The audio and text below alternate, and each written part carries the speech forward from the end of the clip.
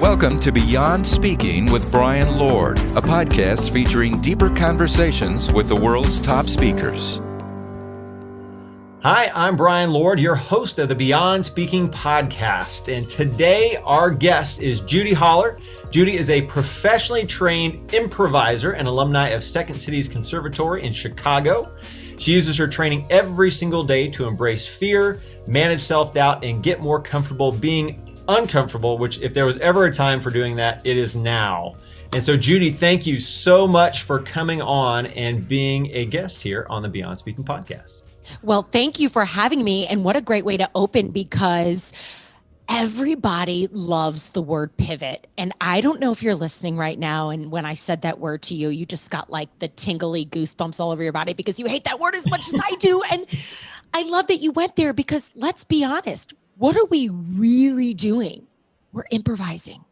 And you've been improvising your entire life, and you'll continue to improvise your entire life. And so I think this pandemic and this disruption has really woken us up to the reality that we are never really in control of other people, places, and or things. But what the improv mindset helps us do is realize that we can always control how we show up. So I'm glad we started there, because the lifestyle and the mindset of an improviser is a game changer.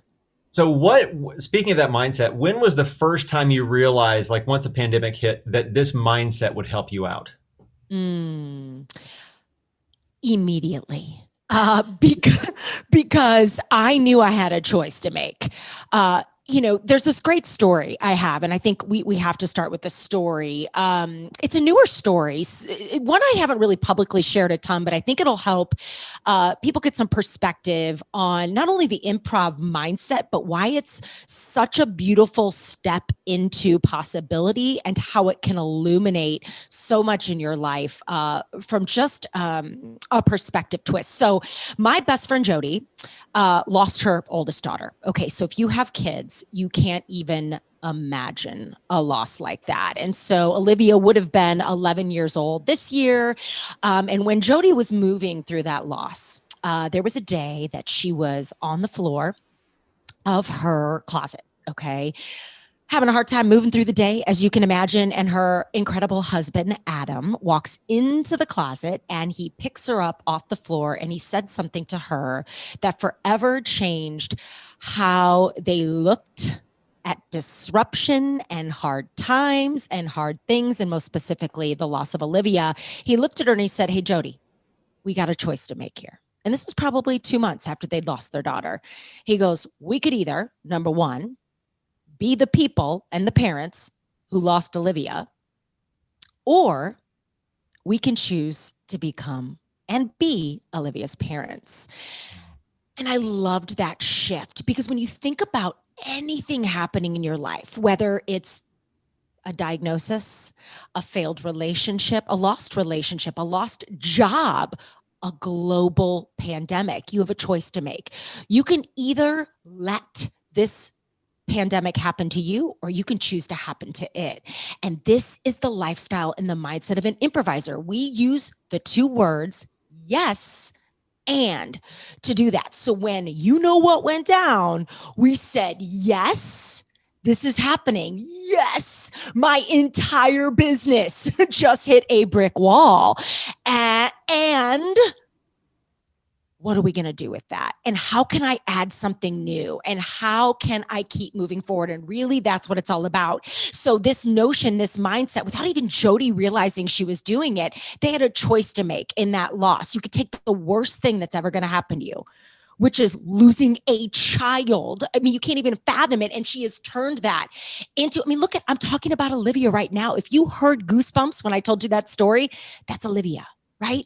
And that story lives on. She lives on. Jody lives on. She has 2 more kids, and she's one of the most positive, optimistic people you could be around. So having said all of that, I realized I needed to improvise pretty quick. I put my training to work by whiteboarding and getting the team together and putting so many scenarios in front of our team and in front of myself, and just started making decisions. But here's the thing to close the story. Your positivity, when when tough stuff is happening does not discount that there's pain in the world, right? And your optimism does not deny that people are suffering, but what it does is it keeps you moving forward. And this is just really the idea behind the improv mindset, specifically yes and. We use those two words to move, God, to move. And especially when things are hard, that's one of the most important things you can do. Feel it, but don't be it. So can you back up just a little bit? From an improv standpoint, where does yes and come from? So it is really the root, the core of all improv theater. It's kind of one of the first things you learn when you start improv. Like you're in improv level A, and one of the first things you do to figure out how to move forward on stage is you use yes and to do that. So I could give you a really easy example, Brian, if you would like to do a little quick improv exercise with me. You ready? Give it a shot. Would you do it? I will do it. Yes. Okay, cool. Yes, and cool. Okay, so what are we going to do after that? Yeah. Right. See, he's already improvising. Okay, so I'll give you a scenario here. So, for example, say we get a suggestion of we are going to plan a holiday party, a big gigantic holiday party. There is no budget, meaning we can do whatever we want to do. And there is no COVID. There are no restrictions. There are no masks. We are living in a world that is free. Okay. And we're going to plan this party, and I'm going to throw out an idea for this party, Brian. Okay. And you are going to respond with yes and add something onto the party. And then I will say yes, and, and we'll just, so this is how we use the idea, because we don't have a script. Everybody listening, Brian and I, we've got no script. I have not told him what to do. But all we know is we're going to plan a party, and we're going to use yes and to see what happens. So Brian, I'll start us off with the first sentence and get the party started. Brian, I am so excited about our annual holiday party. You know what we're going to do? We're going to take everybody to the Cayman Islands, and we're renting out a private beach.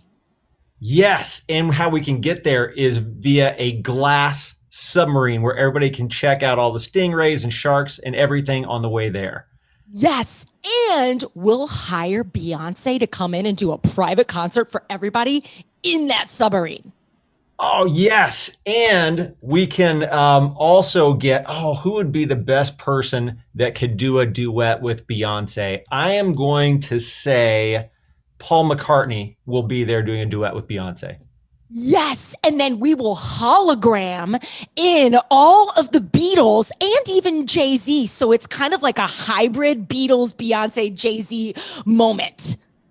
Yes. And we're going to get some of the Infinity Stones from the MCU and then like teleport in people from various movies that have been, so popular over the last few years. Yes. And then at the end of the day, we'll give everybody monogrammed robes and allow them to pick out any spa service they want. And scene, you get the point here, right? So we'd yes and into an adventure. And so it's all about, like, talk to me, Brian. Had you ever done that before? Number one, I have a feeling you might have played that game before. You did really well. Thank you. Once, years ago, I took a free improv class. Boom. And look at that paying off. Hey, it has. It always pays dividends. It always does. It's such a confidence builder. Yes. Yes. And what it allowed us to do, those two words, is just to keep the scene moving forward. So that is a tactical example of how we use those two words to get sort of started in the improv theater, because you'll show up and you won't really know. You'll be nervous and you're like, do I have to be funny? And is everybody going to make fun of me? And oh my God, what if I mess up? And what if I embarrass myself? And ding, ding, ding. Doesn't that sound kind of familiar in life, right? Like there are so many times we don't do anything, or we don't make a move, or we don't speak up, or we don't ask for the promotion or the money or the raise or whatever, because we're afraid, right? And so these two words keep us moving, and it sort of gives us a script without a script, right? So every day you wake up probably with some goals and some plans and stuff you want to get done, but really we are not in control of what could happen. But these two words can sort of bring us back to our center when we feel lost. Yes acknowledges that there is something in front of us. Like yes means, okay, Brian, you just gave me something. Yes, I see you.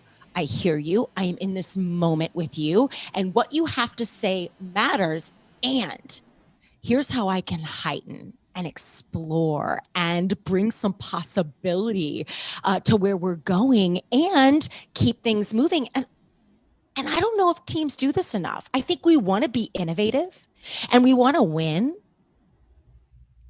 but we're not afraid to start small. I mean, we're too afraid rather to start small. You get what I'm saying? We're too afraid to start small, and we're so afraid of looking stupid, and we're so terrified of mistakes. And I think that's what we should really fear, the comfort zone and not failing, because failure is the best data stream on the planet. And yes, and just makes it fun. So one thing I really find fascinating about you and what you do is that, unlike Beyonce, aforementioned Beyonce, you were not born this way. You had, the very first time you went up to try out, I think it wasn't yes and it was no. Can you tell us about that? Oh, you've done your homework. Yes, that is such a good story. This is one of my favorite stories to tell in my everyday improviser keynote. So I signed up for the basic classes at Second City in Chicago that anybody can go take. I was working in sales and marketing by day.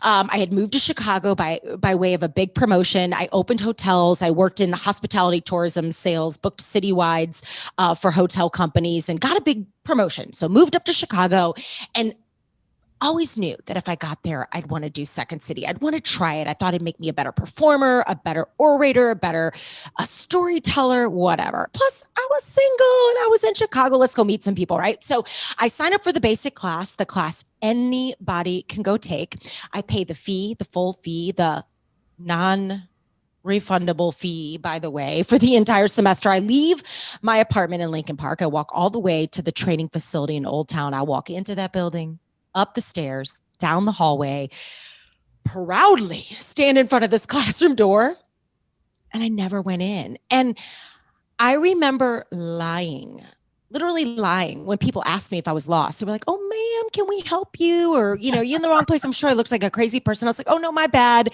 Wrong day, wrong hallway." I lied. I don't know what I said. I lied, Brian. I ran out of there so fast. My big fear at that time is that I was too old. I was 30 years old when I took my first ever improv. 30 years old. Where are my 30-year-olds at? You little whippersnappers. You are just getting started, right? So I was 30 and I thought I was too old. I thought I was too late. I thought I had missed my chance. I didn't believe I was funny enough, worthy enough, smart enough, right? And so I quit. And wouldn't it be great if we could stop quitting on ourselves, if we could stop missing these opportunities, and most importantly, if we could stop, allowing fear to make our decisions. So it took me 2 years to go back, almost 32 years old. I re-signed up for those improv classes, paid the fee, the non-refundable fee again, walked back. This time I walked into that building, up the stairs, down the hallway, stood in front of that classroom door, and I opened it. And what I didn't realize at the time is that I was quite literally opening the door to the rest of my life. I went on to study at Second City for 5.5 years, auditioned for the conservatory, got in, stayed in, quit my job, wrote a book. Here we are today. I've got a big old neon sign behind me that says, "Yes, and I help people use the improv mindset every day." And all that's cool and all that's great. And I'm so proud of it, but that is not even the best part of the story. So when I'm on stage and I'm giving my talk, I put up this slide and it's got my first ever improv ensemble. And I ask everybody before I show the picture, I'm like, "You guys remember what my big fear was?" And they're like, "Yeah, you were too old," or "You were 30," and all this stuff. And I'm like, "Yeah, but check this out." And then I click the slide and up goes my first improv ensemble. And one of the first people you see, I circle her. Her name is Shelly. She was a 57-year-old University of Chicago professor taking improv to better connect with her students. And then in the back to my left, I circle Frank, who was a 55-year-old sales guy taking improv to stay relevant. And here I was for 2 years waiting, and so that brave moment, I think of that story all the time. Had I not done that, I wouldn't be here with you. I wouldn't have the book. I wouldn't be doing anything that I'm doing personally and or professionally. And think of all the people who would still be living inside the comfort zone, that wouldn't have had access to some of these ideas because of the way I, sort of DJ them out. So you got to open the door. You got to go scared, and you have to be willing to get uncomfortable, and you have to keep getting up, even if you didn't do it the first time. We have to be brave enough to keep swinging. So I love that that story. It's one of my favorites. So what happened in that 2 years that changed where you could finally go through that door? Oh, such a good question. Okay, a few things. Number one, I had a great circle around me. And this is why, we talk so much in our community now about vibing and thriving, right? Your net worth, however you define success, it's going to look different for everybody, but your net worth is really, really, truly tied to your sense of self-worth, right? And so I spent those couple of years with going inside and really doing some deep work on myself. And I had some great people around me, really encouraging people around me. That's number one. So people pushing me and pushing me in the right ways. And number two, I was listening to and reading a lot of Brene Brown for a while, who I always make the joke, like Brene Brown's my kind of like my Beyonce. Certainly between like 31 and 35, was just really getting consumed in her work, and so many like thought leaders that really showed me a different way. And so it was through books and early days of podcasts, and just really taking on a lot of virtual mentors, specifically people like Brene Brown doing work, Seth Godin, Michael Hyatt, my goodness, so many incredible people that have just helped me get out of my head and into action. A shameless plug for the industry that is meetings and events. I will never forget seeing Simon Sinek speak on stage. And I watched him deliver his Start With Why talk back when he was new. And this was kind of aligning with what was going on with me in the improv theater. And I watched him speak. I think it was MPI's WEC. And he was new. Start With Why was like just out. This is another story I love to tell. But he lost his place on stage. I write about this in my book. He lost his place. He was speaking. This is 5,000 people. Orlando, massive convention center. Everybody, the room, standing room only. He was the guy, right? Viral TED Talk, best-selling book, all this good stuff. And so he's on stage, killing it. All of a sudden he stops talking, and it gets quiet. And he goes over to the lectern, and he sort of shuffles some papers around and takes a drink of water, like wipes his brow. Mind you, he's on these freaking jumbotrons. Okay, so he's larger than life in this huge, huge convention center ballroom. He walks to the middle of the stage, and he sort of looks up at all of us, and he says, "Ladies and gentlemen, I am so sorry, but I've just lost my place. I've never done that before. I'm a little bit nervous. I've gotten off track.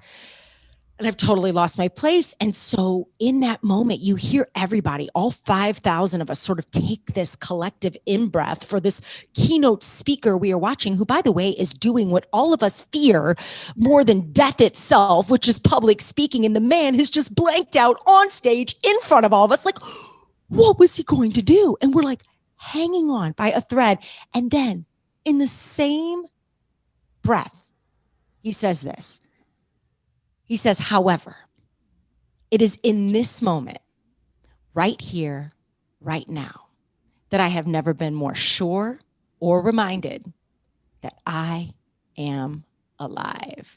He goes, "Right now, my hands are shaking, my heart is racing, my blood is pumping. But ladies and gentlemen, I am very much alive." One by one, I have goosebumps, even to this day, 10 years later, telling the story. We all stand up. Mid-keynote, standing ovation for this man who has just been brave enough to be vulnerable and say, "Oh my God, I've lost my place and I'm terrified, but damn it, I'm alive." And isn't that amazing? So he gets back on track, delivers an incredible keynote that gets him another standing ovation.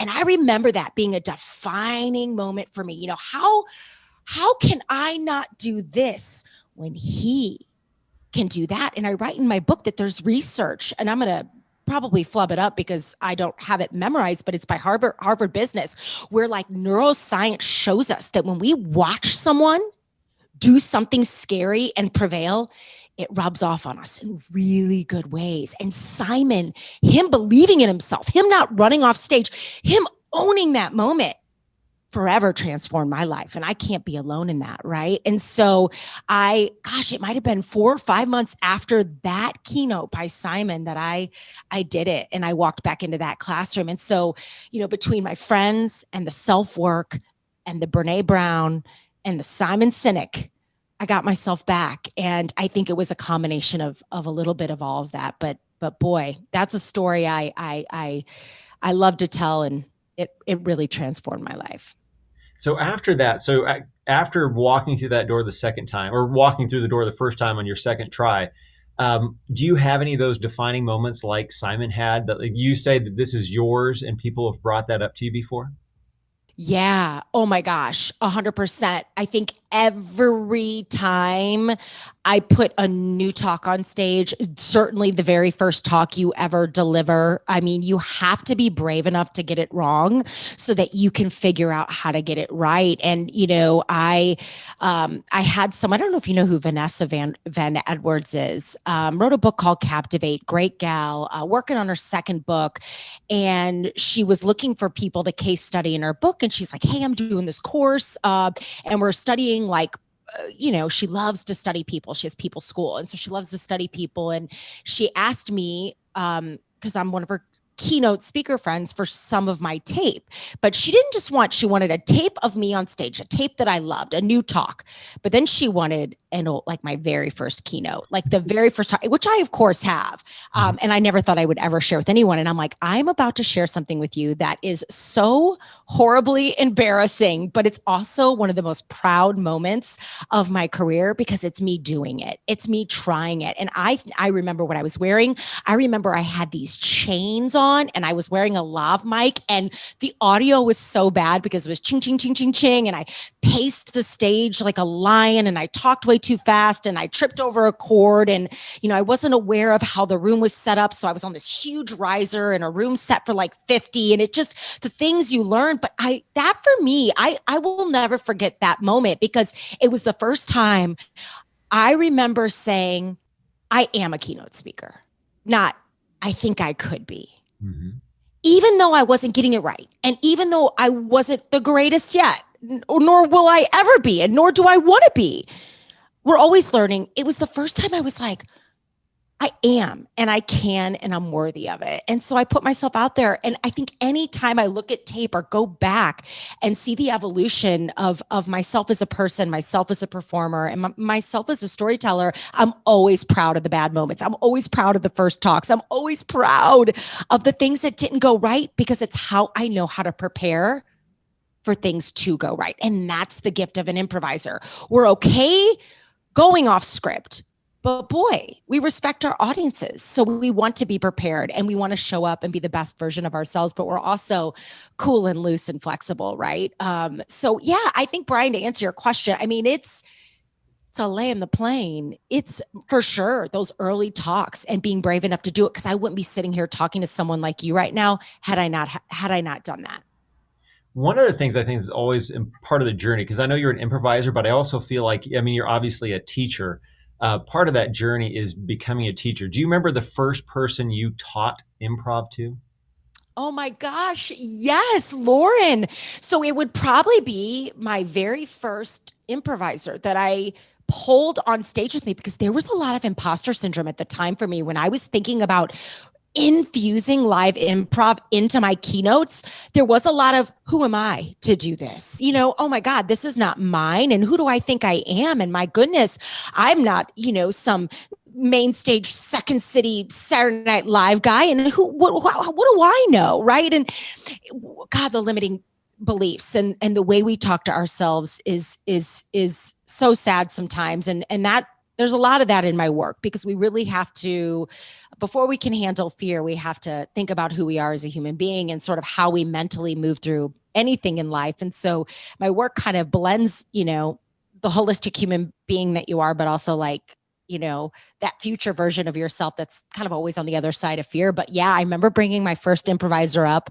Lauren, and oh my God, I was so scared. And she crushed it. But then the improviser after her, this is what you're going to love. He had, English was his second language. So I wasn't prepared for that. I had not had that happen to me before. And so Lauren came up, played my first game with me. It was awesome. The audience was hooting and hollering and it went great. So my confidence was a little bit boosted. I was like, it worked. And then I do another game. And my second game is always kind of my like favorite game because it's a little harder, which means it's more uncomfortable, which means people laugh way harder because it's super scary, right? And so we ease them in. And it was a game called the ABC game. And you have to go in chronological order of the alphabet. And with someone who doesn't know the English language very well, it makes that game very, very complicated. So instead of doing what I would have done now, had that happened, I panicked and I didn't know what to do. And I got totally thrown and the game was awkward and you could feel people feeling awkward for me. I mean, this was probably 10 years ago now. And, we sort of got through it and then I stopped the game and it was awkward and people didn't know what to do. And you know what I would have done now would have tried to get him to understand it. And I would say, you know what, great job, round of applause for George. George, have a seat. You know what, let's bring someone else because I really want you guys, let's play it again because I really want you guys to understand how this feels. And I would have said, and I would have probably taught a lesson about communication. How often does this happen? When we can't communicate with someone else or we don't understand or there is a barrier there. And I would have rolled it into some sort of swaggy lesson because I trust myself and I know what I'm doing. And I would have found a way to make him look amazing while still honoring the audience. But I got so scared because I was too worried about myself and how I was going to look. And so the grace of time and the grace of confidence has really made me understand that my only job when I have the gift of a stage is to take really good care of that audience, to make my meeting planner look amazing, of course, to take really good care of that audience. I mean, that's job number one. Like I want people high-fiving her, be like, where'd you find this girl? Take really good care of the audience. And then anytime I put a performer on stage with me to make them look incredible. And when you do that, you remove you from the scenario. You can't lose because you love yourself enough to know that you've got an algorithm that works. Take care of your client, take care of that audience, and take care of those improvisers, and the rest is history. So yeah, great question. Now, I haven't thought about that in a long time, Brian. You bring in the zingers. Hey, we're trying. So one last one here, and to put you on the spot. So fear is one of the things so many people are trying to overcome now. What is one big fear that you still feel like you need to get over, and how are you going to overcome it? Oh my gosh. Well, I think it is one, as an entrepreneur, I deal with every single day and I am so hyper aware of it. But it is most certainly, and this is probably, someone once said, I can't remember who it was, but someone once said, if you want to know the people you read, look up to, follow, listen to, hire, whatever. If you want to know what keeps them up at night, read their work, read their work, because I write about what I need and what I'm struggling with. And that's how I know a thing or two about it, because I'm trying to solve the problem for myself. So it is always imposter syndrome. It is always this feeling of like, oh my God, everybody's going to find out I have no idea what I'm doing. I have no idea what I'm doing. Yet at the same time, I think that's what makes it work, is that I am brave enough to admit that. I am not afraid to look silly. I am not afraid to get it wrong. And I am not afraid to learn. I am nobody's guru. I am a forever student. So I walk through imposter syndrome on the regular, and I'm always working hard to check myself on that. And so my plan to handle it is to do what I just did with you right here, to be awake to it, to be aware of it, but to remember that I don't need to be it. And here's a hack. If you too are also struggling with imposter syndrome, and by the way, the definition of imposter syndrome is feelings of inadequacy despite evidence of success. So you could have 1 million Grammys and you still feel like, oh my God, which is a real thing for someone. J-Lo, it's J-Lo, feels like a constant imposter. Maya Angelou. I mean, you read some of the legends. I mean, this is something that high performers struggle with. You're crushing it, but you still feel it.